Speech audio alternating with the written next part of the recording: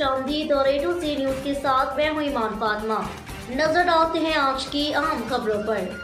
خبر شامل کرتے ہیں چونیا سے، جہاں پہ all Pakistan DJ sound light vendor core committee Kasur کا خصوصی مشاورتی اجلاس کور کمیٹی پاکستان کے سینئر رکن جناب شاہد ندیم بٹ صاحب کی سرپرستی میں ممبر کور کمیٹی قصور جناب بھائی محمد ندیم صاحب، جناب محمد رمضان جانی صاحب اور جناب حافظ و قاری محمد سلیم صاحب، جناب انتظار حسین اور مہمان خصوصی عزت مآب جناب راشد صاحب کا مختلف امور پر تبادلہ خیال کیا گیا۔